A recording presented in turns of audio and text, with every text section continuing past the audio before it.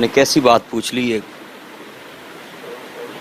جس کے ساتھ میں نے زندگی گزارنی، وہ بیگم کیسے میری توہین برداشت کر سکتی؟ میں نے پہلے بول دیا ہے کہ اگر دوبارہ کوئی شرارت ہوئی تو یہ کیس ری اوپن ہو جائے گا۔ جب سے یہ حادثہ ہوا گھر میں کہہ دیا تھا کہ میں ایک زندہ لاش ہوں جب تک مجھے انصاف نہیں ملتا۔ کسی سچے انسان کو جھوٹا کرنے کے لیے عورتوں کا استعمال مت کریں، وہ سبھی کی بہنیں ہوتی ہیں کہ معاف کرنے والا ہی بہادر ہوتا ہے۔ لوگ کو ویڈیو ملے گی انشاءاللہ، ادھر کی ویڈیو ملے گی پیر صاحب کی نیٹ پہ انشاءاللہ۔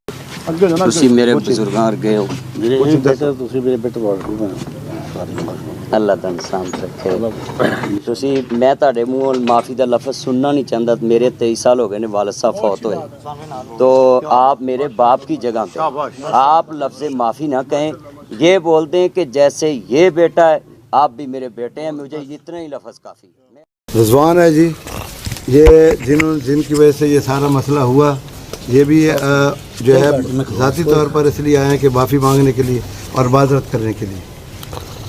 جی دو کلمات کا ٹھیک ہو۔ اعوذ باللہ من الشیطان الرجیم، بسم اللہ الرحمن الرحیم۔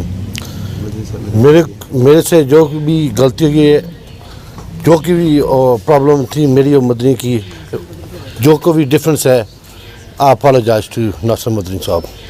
اور میرے بھائی ہیں، ہاں، یہ میرے 7th بردر ہے۔ Thank you very much. Sorry بھی کہنے بھی میں عالم دین کی ایک عزت رکھتا ہوں۔ I respect this person. کہو جی، عالم دین عالم دین کی عزت کرتا ہوں۔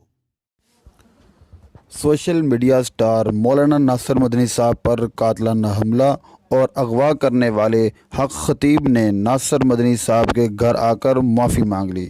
آج ہم بتائیں گے کن شرائط کی بنا پر معافی نامہ پر دستخط کیے گئے اور معافی کو مولانا جانو نے کس سفارش پر قبول کیا۔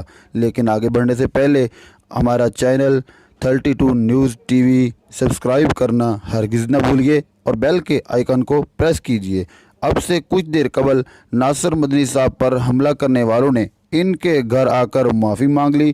آپ کو بتاتے چلیں کہ چند دن قبل حق خطیب کے مریدوں نے مولانا صاحب کو اغوا کیا اور قتل کی دھمکیاں دی۔